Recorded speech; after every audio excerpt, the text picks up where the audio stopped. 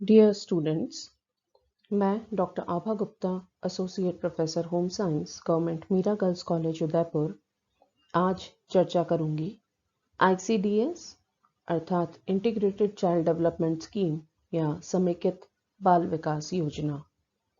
हमने विभिन्न प्रकार की विकास योजनाओं के बारे में पहले चर्चा की है, चाहे वो सामुदायिक विकास कार्यक्रम हो या राष्ट्रीय स्तर पर किए जाने वाले बेरोजगारी को दूर करने, गरीबी का उन्मूलन करने के लिए विभिन्न प्रकार के राष्ट्रीय विकास कार्यक्रम सरकार द्वारा चलाए जा रहे हैं। उसी क्रम में महिला एवं बाल स्वास्थ्य को ध्यान में रखकर ये समेकित बाल विकास योजना बनाई गई है। इंटीग्रेटेड चाइल्ड डेवलपमेंट सर्विसेज को 2 अक्टूबर सन 1975 से शुरू किया गया था।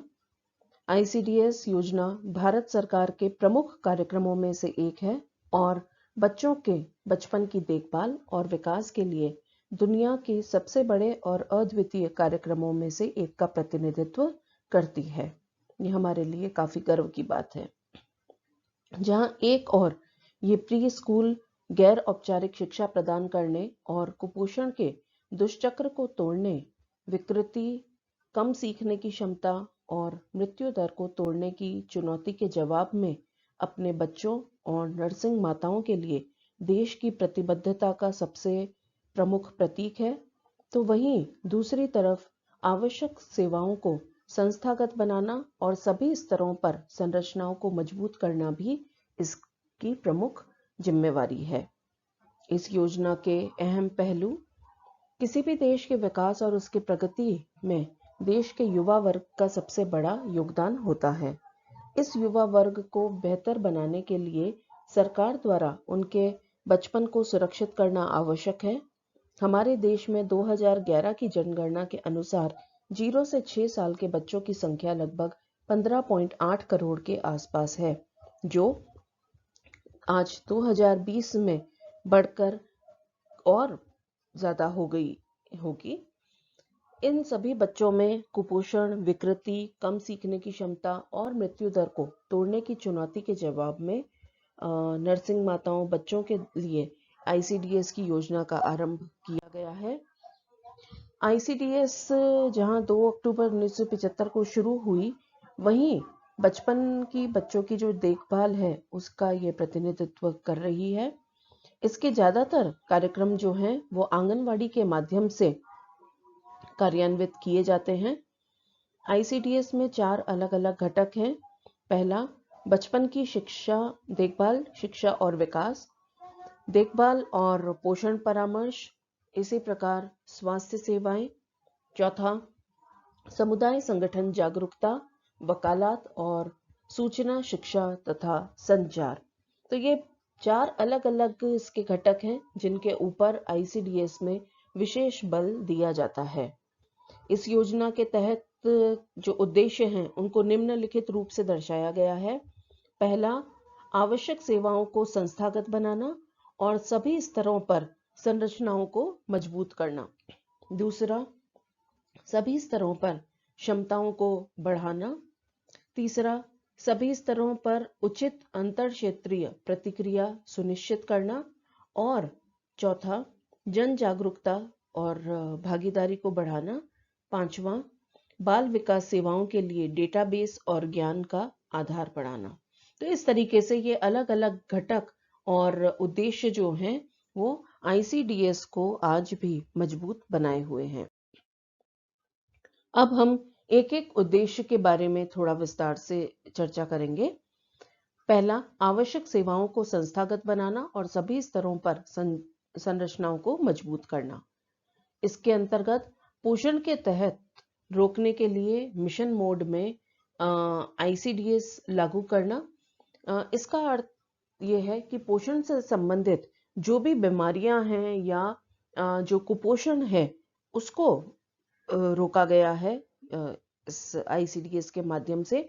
ICDS AWC को स्वास्थ्य आंगनवाड़ी केंद्र जो है या आंगनवाड़ी सेंटर, जिसको कि शॉर्ट में हम AWC भी कहते हैं, को स्वास्थ्य, पोषण और प्रारंभिक शिक्षा के लिए पहले गांव पद के रूप में मजबूत करना। तो सबसे पहले जहां पे इसकी आवश्यकता महसूस की गई वो था गांव स्तर पर, ग्राम स्तर पर, क्योंकि कुपोषण की समस्या हो या जागरूकता की समस्या है, बच्चों की क्षमताओं के विकास से संबंधित बातें हैं, तो ग्राम स्तर पर इसको मजबूत करना बहुत आवश्यक था। 3 साल से कम उम्र के बच्चों पर ध्यान केंद्रित करना, प्रारंभिक बाल देखभाल और सीखने के माहौल पर ध्यान केंद्रित करना, इसी प्रकार आउटलेट से बच्चे से संबंधित परिणामों में स्थानांतरित करना, अर्थात बाहर से जो सेवाएं प्राप्त हो रही हैं वहां से बच्चों से संबंधित जो भी जरूरी डिटेल्स हैं, डेटाबेस है, उसको शिफ्ट करना, आगे उस आंकड़े को पहुंचाना। इसी प्रकार विकेंद्रीकरण और समुदाय आधारित स्थानीय रूप से उत्तरदायी बाल देखभाल दृष्टिकोण को बढ़ावा देना। फिर दूसरा है सभी स्तरों पर क्षमताओं को बढ़ाना, वांछित परिणाम और उद्देश्यों को प्राप्त करने के लिए क्षेत्र आधारित संयुक्त कार्रवाई और टीम वर्क को मजबूत करने के लिए सभी कार्यकर्ताओं के प्रशिक्षण का लंबवत एकीकरण, अर्थात चाहे वो ग्राम क्षेत्र है, ब्लॉक लेवल है या जिला लेवल है या फिर शहरी विकास है, हर स्तर पर परिणाम और उद्देश्य प्राप्त हो, इसके लिए सभी कार्यकर्ताओं को उचित रूप से प्रशिक्षण प्रदान करना इसका मुख्य उद्देश्य है। केंद्रीय और राज्य स्तर पर राष्ट्रीय प्रशिक्षण संसाधन केंद्र स्थापित करना भी इसका उद्देश्य था। सभी स्तरों पर उचित अंतर क्षेत्रीय प्रतिक्रिया सुनिश्चित करें, अर्थात बाल विकास सेवाओं में सुधार के लिए PRI, समुदाय, सिविल सोसाइटी के साथ साझेदारी को मजबूत करके जमीनी स्तर पर अभिसरण सुनिश्चित करें। तो इसके लिए जो क्षेत्रीय या स्थानीय संसाधन हैं या जो स्थानीय इकाइयां हैं, उस क्षेत्र में काम करने वाली जो सेवा केंद्र हैं या सोसाइटीज हैं, उनकी साझेदारी भी इसमें बहुत महत्वपूर्ण है। इसी प्रकार बच्चों के लिए सेवाएं प्रदान करने वाले सभी सरकारी और गैर सरकारी संगठनों के साथ में समन्वय और एक नेटवर्क स्थापित करना, क्योंकि मात्र आंगनवाड़ी कार्यकर्ता के कंधों पर सारा बोझ डाल देने से यह योजना बहुत सही प्रकार से या सफल रूप से लागू नहीं की जा सकती है। अतः सरकारी गैर सरकारी संगठनों का समन्वय और उनका भी डेटाबेस या नेटवर्क बहुत आवश्यक है। जन जागरूकता और भागीदारी बढ़ाएं, मातृ और शिशु देखभाल, पोषण और स्वास्थ्य शिक्षा को सुदृढ़ करें। इसमें न केवल शिशु की लेकिन माता की देखभाल भी उतनी ही आवश्यक है, क्योंकि जब माता स्वस्थ होगी तभी वह अपने शिशु की भी देखभाल कर पाएगी। अतः दोनों के पोषण से संबंधित, दोनों के स्वास्थ्य शिक्षा से संबंधित और दोनों की देखभाल से संबंधित जो भी आवश्यक सूचनाएं हैं वो वहां तक पहुंचाना और इसके लिए एक जन जागरूकता जो है वो कायम करना। बच्चों की कमजोरियों के बारे में सभी स्तरों पर जागरूकता बढ़ाई जाए कि कौन से विटामिन या कौन से पोषक तत्व की कमी से किस प्रकार के रोग हो जाते हैं, ये लोगों को बताना बहुत आवश्यक है, क्योंकि कई भ्रांतियों के चलते बच्चों को सही जो है वो पौष्टिक भोजन नहीं प्राप्त हो पाता है, या बचपन में जो है वो माँ का दूध कितने समय तक बच्चों को पिलाना चाहिए, क्या उसका प्रभाव होता है, ये सारी बातें जो हैं वो जन जागरूकता में लानी आवश्यक है। लाभार्थी समूह और मूल सेवाओं की उपलब्धता के बारे में जनता को सूचित करें। कौन कौन इसके लाभार्थी की श्रेणी में आता है? छोटे बच्चे तो हैं ही, 0 से 6 या 6 से 1 साल के बच्चे, उनके साथ में उनकी जो माताएं हैं वो भी लाभार्थियों की श्रेणी में आती हैं, और जो प्री प्राइमरी स्कूल के बच्चे हैं वो भी इसी के अंतर्गत हैं। इस प्रकार सामाजिक आंदोलन और स्वैच्छिक कार्यवाही को बढ़ावा देना। 5वां उद्देश्य बाल विकास सेवाओं के लिए डेटाबेस और ज्ञान का आधार बनाएं। ICDS के लिए प्रबंधन सूचना प्रणाली को मजबूत करना, MIS जो है मैनेजरियल इंफॉर्मेशन सिस्टम, सूचना आधार को मजबूत करने और जानकारी साझा करने और प्रसारित करने के लिए सूचना संचार प्रौद्योगिकी, जिसको हम ICT कहते हैं, उसका उपयोग करना, ज़्यादा से ज़्यादा टेलीकम्युनिकेशन पद्धति को अपना करके या होर्डिंग्स के माध्यम से या और जो प्रसार शिक्षा की और भी बहुत सी विधियां हैं जिनके माध्यम से लोगों तक सूचनाओं को पहुंचाना और सेवाओं से संबंधित जो ज्ञान है उन्हें बांटना।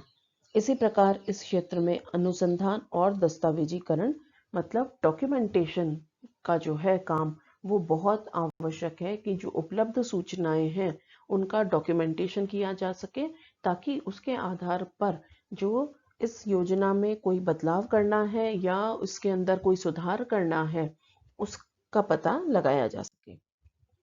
इस योजना के अंतर्गत जो सेवाएं प्रदान की जाएंगी वे निम्नलिखित हैं। सबसे पहला, पूरक पोषण या सप्लीमेंट्री न्यूट्रिशन माँ बच्चे के लिए। परामर्श सेवाएं जो हैं वो समय समय पर बच्चों के लिए, माताओं के लिए, गर्भवती स्त्रियों के लिए उनको प्रदान करना। पूर्व स्कूल गैर औपचारिक शिक्षा, pre school non formal education जो है बच्चों को प्रदान करना, ताकि बच्चों में शिक्षा के प्रति एक रुचि उत्पन्न हो। पोषण और स्वास्थ्य की शिक्षा, न्यूट्रिशन एंड हेल्थ एजुकेशन, माताओं को और उनके परिवारजनों को इससे संबंधित सूचनाएं प्रदान करना कि जिससे बच्चे की पर्याप्त और उचित देखभाल हो सके, बच्चे और माँ खुशहाल रहे। रोग प्रतिरक्षण, इम्यूनाइजेशन शेड्यूल, उन्हें कब टीका लगाना है, कौन सा टीका लगाना है, कौन सी बीमारी में क्या चीजें, कौन सी दवाई देनी है, ये चीजें इसके अंतर्गत आती हैं। साथ साथ स्वास्थ्य की जांच, हेल्थ चेकअप भी समय समय पर कैंप लगाए जाते हैं, जहां पे माता का, बच्चे का, शिशु का स्वास्थ्य जांचा जाता है। बच्चे की हाइट, वेट नापा जाता है, जिससे पता लगता है कि बच्चा सही प्रकार से उसकी ग्रोथ या वृद्धि हो रही है या नहीं। माता का भी गर्भावस्था से लेकर के उसकी दुग्धावस्था तक अलग अलग स्टेजेस पर स्वास्थ्य का परीक्षण किया जाता है। अब इनके बारे में हम एक टेबल फॉर्म में इसको देख लेते हैं कि सेवाएं जैसे पूरक पोषण या सप्लीमेंट्री न्यूट्रिशन है, तो इसका लक्ष्य या समूह कौन है और कौन इसको प्रदान कर रहा है। 6 साल से कम उम्र के बच्चों को पूरक पोषण प्रदान किया जाता है। गर्भवती महिलाएं और स्तनपान कराने वाली महिलाएं जो हैं, चाहे वो प्रेग्नेंट हैं या लैक्टेटिंग वुमेन है, उनको ये प्रदान किया जाता है। और कौन प्रदान कर रहा है? आंगनवाड़ी कार्यकर्ता के द्वारा या आंगनवाड़ी सहायक के द्वारा ये सेवाएं प्रदान की जाती हैं। पूर्व स्कूल गैर औपचारिक शिक्षा 3 से 6 साल के बच्चों के लिए है और इन्हें भी आंगनवाड़ी कार्यकर्ता और आंगनवाड़ी सहायक जो हैं वो प्रदान करते हैं। पोषण और स्वास्थ्य शिक्षा ये महिलाओं के लिए है। 15 से 45 साल की जो महिलाएं हैं वो इसके लक्ष्य समूह में आती हैं। आंगनवाड़ी कार्यकर्ता, स्वास्थ्य प्रणाली और आंगनवाड़ी सहायक, ये सब लोग मिलकर के ANM है या जो हेल्थ वर्कर्स हैं, वो सब मिलकर इस योजना को लागू करते हैं और लक्ष्य तक जो है वो सेवाएं प्रदान करते हैं। टीकाकरण की जो फैसिलिटी है वो 6 साल से कम उम्र के बच्चों को, गर्भवती महिलाओं, स्तनपान कराने वाली महिलाओं को, और ANM या स्वास्थ्य जो प्रणाली है वहाँ के कार्यकर्ता मिलकर के इस सुविधा को पहुंचाते हैं। स्वास्थ्य जांच 6 साल से कम उम्र के बच्चे और गर्भवती महिलाएं, स्तनपान कराने वाली माताओं के लिए है ये। इसी प्रकार परामर्श सेवाएं प्रदान की जाती हैं, रेफरल सर्विसेज दी जाती हैं, जो कि 6 साल से कम उम्र के बच्चों को, मान लीजिए कि जो चीजें इन सभी सेवाओं के अंतर्गत नहीं आती हैं वो रेफरल सर्विस के अंतर्गत यहाँ पे है। जैसे चाहे वो मौसमी बुखार हो सकता है या और कोई बीमारियां हो सकती हैं मौसम के अनुसार होने वाली इत्यादि, या मान लीजिए कि कोई बच्चे को किसी पर्टिकुलर चीज को लेकर के एलर्जी इत्यादि है या उसके पोषण से संबंधित कोई और जानकारी है तो वो सब इसके श्रेणी में आती हैं और इसमें भी आंगनवाड़ी कार्यकर्ता और स्वास्थ्य कार्यकर्ता का योगदान रहता है यहाँ पर। आईसीडीएस के तहत जनसंख्या मानदंड कुछ फिक्स किए हुए हैं। ग्रामीण शहरी परियोजनाओं में आंगनवाड़ी सेंटर्स के लिए कि कितने आबादी के हिसाब से क्या चीज़ें होंगी। तो आंगनवाड़ी सेंटर जो हैं 400 से 800 की आबादी के हिसाब से एक आंगनवाड़ी सेंटर बनाया जाता है। फिर मिनी आंगनवाड़ी सेंटर है जो कि 150 से 300 की आबादी के हिसाब पे होता है। इसी प्रकार आदिवासी, नदी, रेगिस्तान, पहाड़ी और अन्य कठिन क्षेत्रों या परियोजनाओं के लिए भी ऐसे स्थानों को चिन्हित करके एक एक आंगनवाड़ी केंद्र वहां बनाया जाता है और मांग पर आंगनवाड़ी जहां एक समझौते में कम से कम 40 जो है बच्चे 6 वर्ष से कम आयु के हैं लेकिन कोई आंगनवाड़ी सेंटर अगर नहीं है तो वहां पर भी मांग के अनुसार ये बनाया जा सकता है। आईसीडीएस टीम में आंगनवाड़ी सहायक, आंगनवाड़ी श्रमिक, पर्यवेक्षक, बाल विकास परियोजना अधिकारी जो सीडीपीओ कहलाते हैं और जिला कार्यक्रम अधिकारी डीपीओ शामिल रहते हैं। आंगनवाड़ी कार्यकर्ता स्थानीय समुदाय से चुनी गई एक महिला आईसीडीएस कार्यक्रम की एक समुदाय आधारित फ्रंटलाइन स्वैच्छिक कार्यकर्ता है। यह जो महिला है वह सामाजिक परिवर्तन की एक एजेंट भी है।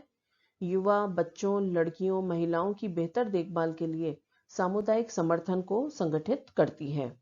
इसके अलावा चिकित्सा अधिकारियों, महिला स्वास्थ्य आगंतुकों और सहायक नर्स, मिडवाइफ और पास के प्राथमिक स्वास्थ्य केंद्रों या पीएचसी के हाथ सब सेंटर से महिला स्वास्थ्य श्रमिक विभिन्न सेवाओं के अभिसरण प्राप्त करने के लिए आईसीडीएस कार्यकर्ताओं के साथ एक टीम बनाते हैं।